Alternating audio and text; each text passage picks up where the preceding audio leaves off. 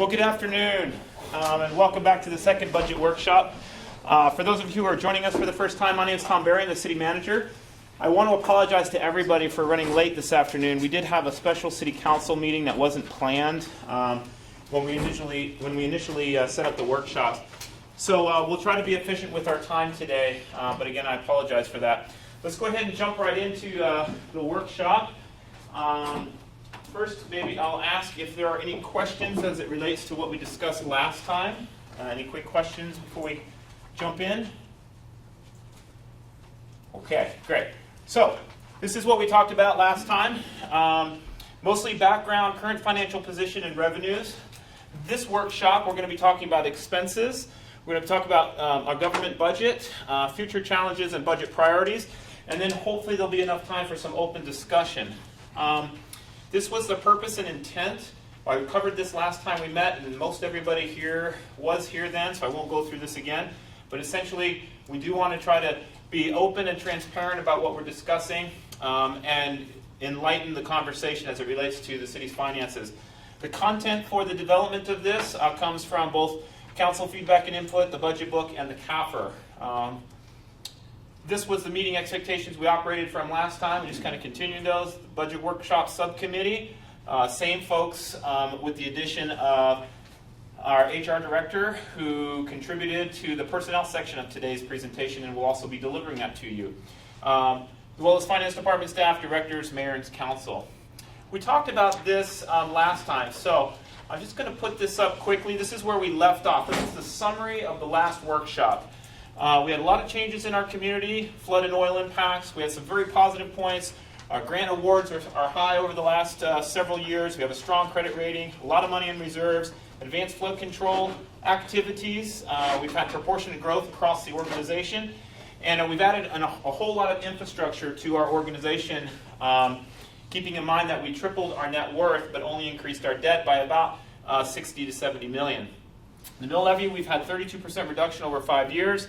Property tax subsidies in the form of sales tax are about 105%. We underutilize special assessments, and then of course we're concerned from a revenue perspective that our sales taxes, state aid, grants, and valuations, property tax valuations, are all on the decline, and we'll be talking a lot more about that. So since there were no questions when we started, we'll just continue. For those of you who weren't with us, we talked about the city's growth, and I'll go through those numbers here really quickly again. Keep in mind that about 2006-2007 period, this darker green area represented the city limits. Today, the city limits include this lighter shade of green. So we've almost doubled the area of the city limits since 2007. These were the statistics that we went through in the last meeting, so I don't really want to go through all of them in detail. I'll just go straight to the change, and that is we've added since 2007 35% more in population growth. We've annexed land by about the tune of 85% more in growth. We've had 148% growth in expenses, 132% growth in revenue. Debt per capita is up by 180%, and the number of employees to accommodate all of this growth has increased by about 40%. The drivers here, population and annexed land, these growth drivers drive the number of employees have, and that drives expenses and also drives revenues. Even though expenses are up, we also had revenues go up as well, but not quite as much, and therefore the debt per capita has also increased along the way. These were some service and infrastructure comparison changes. 35% increase in emergency calls for police and fire. We've added 29% more street miles, 38% more in sewer, 49% more in water. Sanitary lift stations, about 87% more lift stations now than we had in 2007. And landfill waste is up another 79% over 2007. So now let's talk about the cost centers. And these are high-level cost centers when you talk about what's the cost of doing business inside the city. We have personnel costs, we have operating costs, capital improvements, which would be like infrastructure, like new buildings or new water and sewer lines, lift stations, those types of things. Maintenance, and sometimes maintenance gets combined with operating. We call it M&O, maintenance and operations.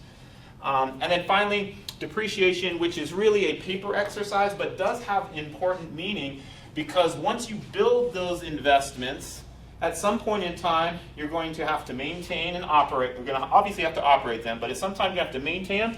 And then when it comes time to replace them, that's where the depreciation side comes in. Okay? So we're going to talk about each of these cost centers. And the first center that's up for discussion is personnel. And I'd like to introduce our HR director, Lisa Junt, who's going to walk us through the personnel section. And then we'll continue after that.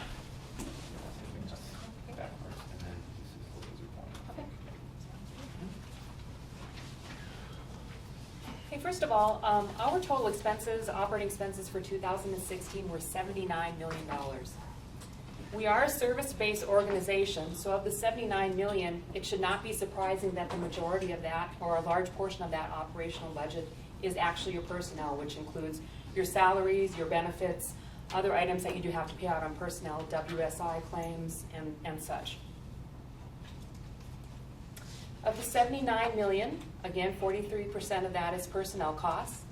And those are broken apart according to the different funds that we do have. Our largest fund, as you can see, is our general fund, which is the 67%. The enterprise fund makes up 26% of the overall personnel. And then 7% would go to the special revenue fund. And they do break it out by what the total is. Our total costs for personnel in 2016 were $33,856,509, and again, they do break out each one of those different funds. Breaking apart each one of those funds, we'll break it down so you understand who is all involved in those funds. In our general fund, the majority of our general fund is covered under public safety, so 62% of all costs related to general fund personnel is public safety, which is, of course, fire, police, 911, all of those entities. The second portion, which is the second largest portion, is covered by general government, which is the 29%. That would make up the HR department, the city manager, engineering department, inspection department. And then the other 9% are our street maintenance department. The second fund that does have a large expense is our enterprise fund. And how that's broken down is the majority of that, 49% of the enterprise personnel fund, is covered by water, sewer, and storm sewer. The second portion of that would be sanitation, which is the 29% of those funds, and 17% of the funds for airport, and then cemetery, and there's a little portion for the parking authority. I just want to give you a little bit of overview on how we actually do our pay structure so you understand where these numbers are coming from. In 2001, the City of Minot had adopted a pay plan that allowed us to do an annual salary survey. And the premise of that salary survey is that we were going to be looking at the numbers from the various municipalities, and we wanted to keep our salary ranges within 5% of those actual midpoints.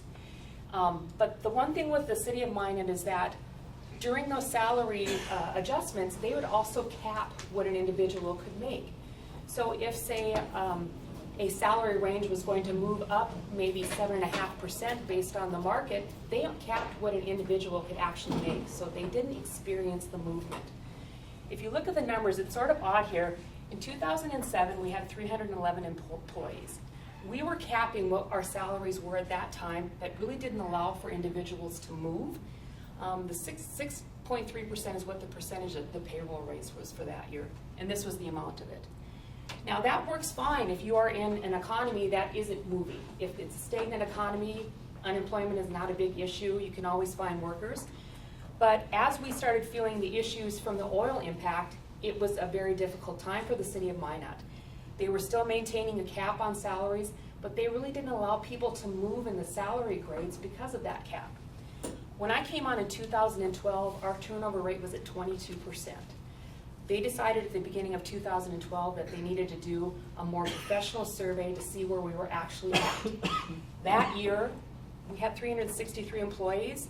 They realized that salaries were substantially lower than they needed to be. We had some people that were deficient by 30%, some people that were deficient by 20%. So it was at that time that they decided to actually allow people to move according to the market. And that year they did make up a large portion of that to try and bring people to where they needed to be. Now as we've moved along, as you can see now we have 436 employees. Our salary raises for last year were only 4.21. This was allowing people to move where they needed to be in the market. So the percentage of your raises is actually less than where they had them when they were stagnant. So our growth, we've slowed down quite a bit. The salary survey for this year also shows us slowing down. It's about 3.67% based on what the market is indicating for raises. Also with our pension, as you all are aware, we did close our pension in 2014. However, we have experienced a very significant liability, unfunded liability in that pension. So as the unfunded liability has been larger, the city's contribution to that has also increased. Just to give you an overview, we have put a 30-year amortization on our pension funds. This is the portion that is required to be funded to maintain the amount of funding necessary in that fund through the 30-year amortization. Now, of this portion of it, about 1/3 of that is paid for by the employees, and the remainder of that is taken care of by the city. So I had estimated about 32% by the employees and about 68% by the city is taken care of. Now, along with our benefits that continue to increase, so do the costs of those benefits. This slide gives you an overall view of how the percentage of our premium for health insurance has changed from year to year. In 2007, it had changed by 7.5% over the previous year's premium. Now, this is sort of confusing it here because it doesn't look like there's a lot of change in here, but this was during the flood time. We are a self-insured insurance policy. During this time, we had a lot less claims. We had a lot less people going to the doctor, mostly because they didn't have time. We also had a lot less big ticket items, unfortunately. It's a sad thing. But as we started seeing our employees going back to taking on those services, we did see some bigger increases that did come for those insurance premiums. We haven't seen what they're going to be for this year, but last year we had seen a rate of a little over 7%. And so just an overall view and looking proportionately from 2007 to 2016, we've been proportionate in our growth of salaries for all of our different funding sources as well. In the governmental fund, we've been fairly proportionate from the public safety to the general government end of it. And then in the enterprise fund, it's also similar. We've been fairly proportionate to the various different departments that are in those enterprise funds. So our growth has been fairly steady on those departments. And I think that's where my part ends. So if anyone has any questions. Anyone have questions for our HR director at the moment? Lisa, I have one quick one. Can you talk a little bit, I asked Sue a couple months back about the parking authority. Okay. We have $20,000 in expenses, it seems like a pittance, but. They used to actually have a parking authority manager. They do no longer have any individuals that are actual personnel in that department. A couple of years ago, they also ran the bus downtown. That came out of parking authority funds. We no longer have personnel in there, but they still maintain expenses, which I apologize, I don't know the specifics of those expenses because I don't know anything about, there's no people. Sure. So those are basic operating expenses for that particular fund. Thank you. So.